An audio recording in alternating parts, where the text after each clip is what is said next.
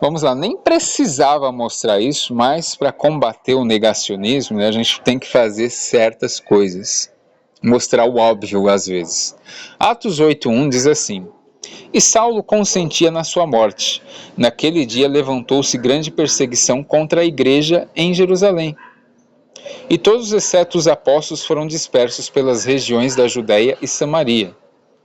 Aqui pessoas da igreja que estavam em Jerusalém, e provavelmente tem judeus ali, inclusive o próprio Paulo, ele faz parte da igreja e é judeu.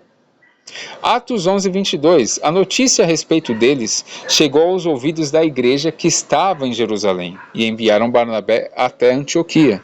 Gálatas 1:22, e não era conhecido de vista das igrejas da Judéia, que estavam em Cristo. 1 Tessalonicenses 2,14, tanto é assim, irmãos, que vos tornastes imitadores das igrejas de Deus existentes na Judéia, em Cristo Jesus, porque também padecestes da parte dos vossos patrícios, as mesmas coisas que eles, por sua vez, sofreram dos judeus. Aqui ele está falando de judeus crentes e descrentes. Essa multidão também estava na Judéia, e sim, também compostas de judeus e estrangeiros também. E os apóstolos eram judeus. Igrejas das Nações, Romanos 16:1. Recomendo-vos a nossa irmã Febe, que está servindo a igreja de Cencreia. Romanos 16:4. Os quais pela minha vida arriscaram a sua própria cabeça, e isto lhes agradeço, não somente eu, mas também todas as igrejas dos gentios, congregação dos estrangeiros. 2 Coríntios 8:1. Também, irmãos, vos fazemos conhecer a graça de Deus concedida às igrejas da Macedônia. 1 Tessalonicenses 1:1, Paulo, Silvano e Timóteo, a igreja dos Tessalonicenses, em Deus Pai e no Senhor Jesus Cristo, graça e paz a vós outros. Apocalipse 1:4. João, as 7 igrejas que se encontram na Ásia. Graça e paz a vós outros, da parte daquele que é, que era e que há de vir, da parte dos 7 espíritos que se acham diante do seu trono. Igrejas que se reúnem em casa. Para você ver, como a igreja não é o prédio que você frequenta, e sim pessoas reunidas. Olha esse texto aqui, Romanos 16:5. Saudai igualmente a igreja que se reúne na casa deles. Aqui não está falando de um prédio que está dentro de uma casa. Está falando de um grupo de pessoas que se reúnem na casa de outras pessoas. Colossenses 4:15, saudai os irmãos de Laodiceia e Ninfa e a igreja que ela hospeda em sua casa. Filemon 1:2, e a irmã Áfia e o Arquipo, nosso companheiro de lutas, e a igreja que está em sua casa. Importante, a palavra eclesia não se refere originalmente a um prédio, mas sim a um grupo de pessoas reunidas com um propósito comum. A ideia principal é de uma comunidade convocada especialmente por Deus no contexto cristão. Agora o texto muito usado por alguns, Hebreus 10:25. Vamos analisar esse texto de Hebreus 10:25? Vamos lá.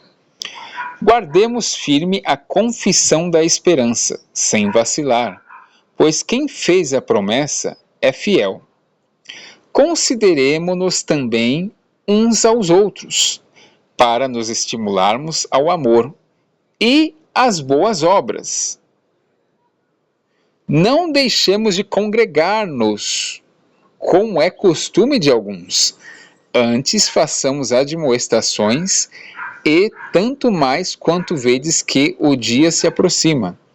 Ou seja, aqui é uma epístola aos Hebreus, onde ele está falando aqui para as pessoas se estimularem ao amor e às boas obras e sempre se reunindo e não deixando de se reunir.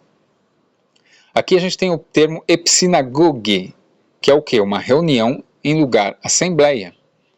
A gente tem esses textos aqui só mais uma vez em 2 Tessalonicenses 2:1, que diz assim: irmãos, no que diz respeito à vinda do nosso Senhor Jesus Cristo e à nossa epsinagoge, reunião com Ele, nós os exortamos, né, etc. Então, sim, aqui está falando de uma reunião.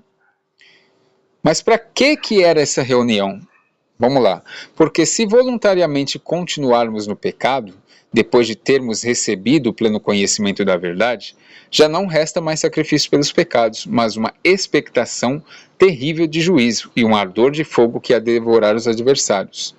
Aqui, pessoal, não se trata apenas de uma reunião litúrgica, mas ela é acompanhada de estímulo e correção.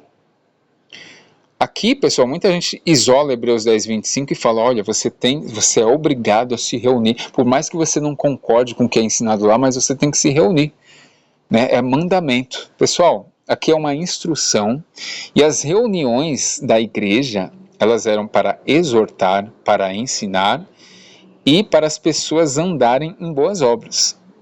Então elas tinham um propósito. Você não é obrigado a se reunir num lugar que você não concorda, correto? Você é obrigado a andar retamente. E outra, aqui é uma época em que as pessoas ensinavam certas coisas. Será que os ensinamentos dessa época, dessas reuniões dessa época da Epístola aos Hebreus, são as mesmas que nós temos nos dias de hoje? Com toda essa teologia da prosperidade, campanha, o pessoal só fala em dinheiro, ensina muitas doutrinas erradas. Será que é a mesma coisa? Claro que não, né? Então é complicado. Então não adianta eu pegar um versículo isolado, né, e aplicar para os dias de hoje como se fossem as mesmas pessoas e as mesmas reuniões, né, saudáveis que tinham e as mesmas doutrinas. Isso é uma questão de você pensar.